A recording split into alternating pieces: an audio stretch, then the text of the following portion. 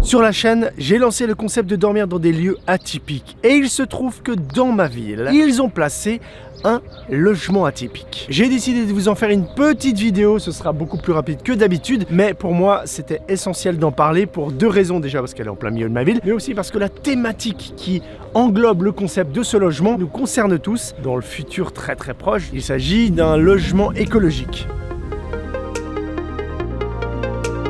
Regardez la gueule de ce logement, on a l'impression que c'est une petite capsule temporelle du futur ou alors un vaisseau extraterrestre ou un œuf de dinosaure, je ne sais pas trop. Bon, assez parlé, on a les clés. Maintenant ce que je vous propose, c'est de visiter cette éco-capsule.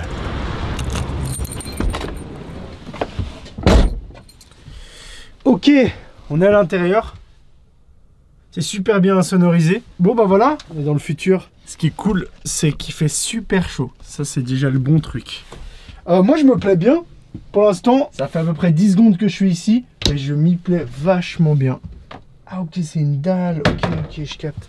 Ok, on va peut-être donner un peu plus de contexte avant d'aller plus loin. Qu'est-ce que c'est que ce truc et qu'est-ce que je fais là? Je vous présente ici une éco-capsule, un tout petit logement de 6,3 mètres carrés, qui a la particularité d'avoir une forme chelou mais surtout qui est autosuffisant. Il faut le voir comme une chambre d'hôtel pour 2 personnes déplaçables et éco-responsables. Ça a été créé par 2 architectes slovaques et déposé ici pendant quelques mois. Ce logement génère lui-même son électricité grâce à des panneaux solaires et une mini éolienne qui charge un pack de batterie avec une capacité de 4 jours. Et il y a aussi l'eau. Ce sont l'eau des pluies qui sont récupérées et filtrées. D'ailleurs, la forme de la capsule a été étudiée pour ça, pour récupérer au mieux les eaux. L'apport en eau peut être complété par des sources externes, comme ici, le lac ou une rivière, un robinet dans des campings par exemple. Selon les constructeurs, l'éco-capsule fonctionne dans des températures allant de -15 à 40 degrés. Là, je vous mets encore quelques specs. Poids, 1,5 tonnes. Longueur, 4,67 mètres. Hauteur 2,50 m et 4 mètres avec l'éolienne. Capacité de la batterie 9,7 kWh. Je fais juste une petite parenthèse pour vous parler du lieu dans lequel se trouve la capsule. À Genève, c'est incontournable. Tout le monde le connaît, obligé. Ce sont les bains des Paquis, en plein centre de Genève. Ces bains existent depuis 1870. Ici, on peut évidemment se baigner toute l'année, manger et il y a toute une série d'activités comme des saunas, massages, yoga. Mais aussi des rendez-vous culturels qui y sont organisés comme des concerts genre à l'aube. C'est magique. Et je vais vous dire, c'est un endroit parfait pour manger une excellente fondue au milieu des cygnes, canards et autres animaux du lac. C'est un lieu hyper cool, tranquille et ouvert. Bon. Bref, on y va dans cette capsule parce que là, il commence à faire nuit et j'ai envie de dormir.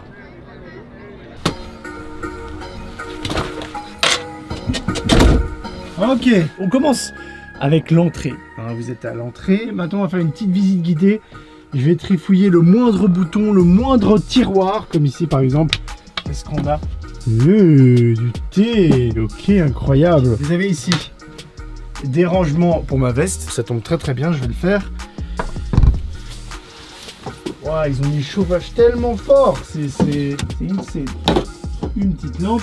Donc là c'est l'entrée pour vos affaires, etc. Petite armoire. Ici derrière moi il y a la cuisine, c'est une toute petite pièce qui est aussi dans l'entrée. Ce qui est très cool évidemment c'est que je peux me faire chauffer quelque chose. J'ai l'eau qui est directement tirée dans le lac et filtrée.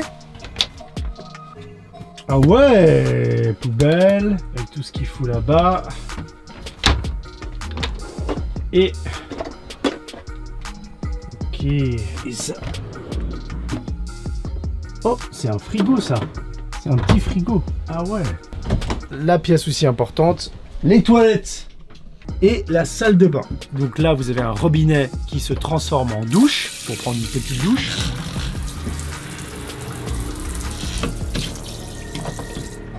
Petit détail que je viens de voir, vous êtes en train de faire vos besoins au-dessus des toilettes.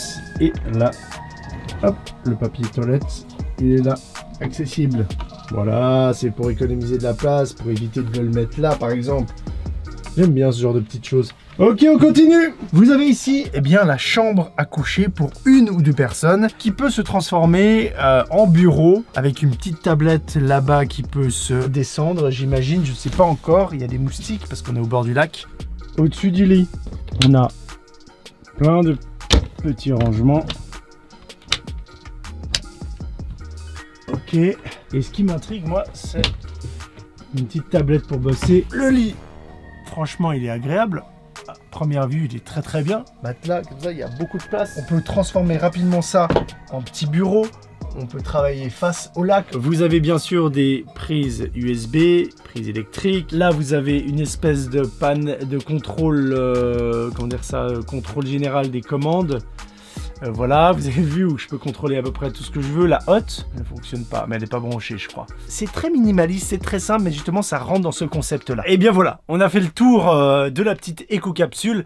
Alors, c'est très petit et ça ressemble un petit peu à la capsule hôtel japonaise, hein, la traditionnelle qu'on avait déjà testée aussi. Mais en fait, moi, je sais pas pourquoi je gueule en fait, pardon. Sauf que cette capsule-là, elle peut être vraiment posée à peu près partout, dehors et être autonome. En tout cas, c'est l'idée. Et quand je vois ce type de logement, je me dis, par exemple, pour un tournage dans le Grand Nord, ou un tournage en forêt pendant 3 mois. Non mais vraiment, si tu as une mission à effectuer ou un truc, un tournage, c'est un logement parfait pour ce type de choses. Mais il y a un truc que je me pose comme question et j'ai pas forcément la réponse là tout de suite dans l'immédiat, c'est le prix. Combien ça coûte une capsule comme celle-ci?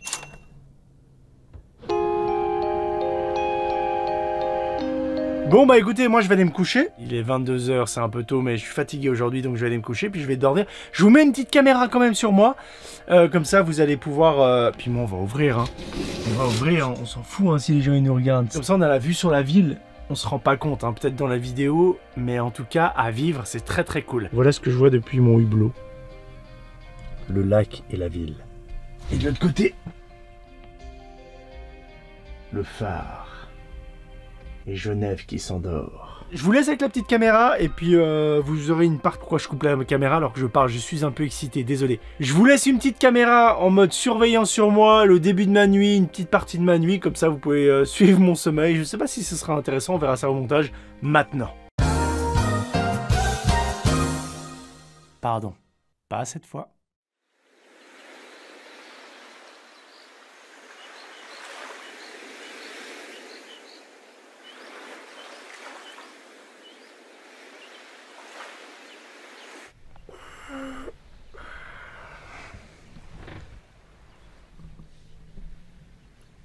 Vue sur le lac. Et vue sur la ville.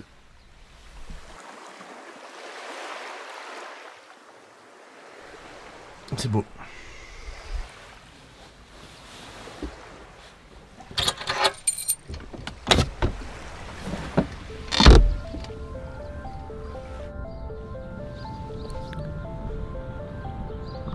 Voilà, on est au milieu de la ville de Genève, je me réveille, il est 7 h, il y a déjà des gens qui se baignent, qui courent. Et moi, je viens de passer la nuit à l'intérieur de cette capsule du futur. Alors je vous débriefe clairement tout de suite ma nuit. J'ai commencé et je me suis dit ça va être l'horreur. Il y avait pas mal de gens qui chillaient autour là, juste à côté de moi.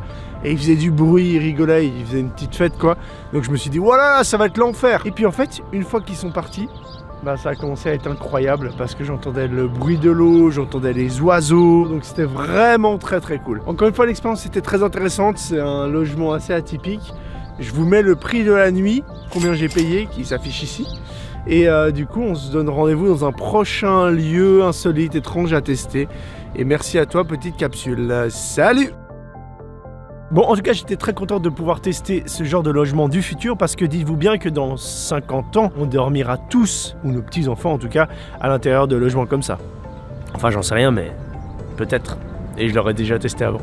Et puis là, je vais aller bosser, hein. Je vais aller bosser au bureau, hein, fin de journée, début de journée, pardon.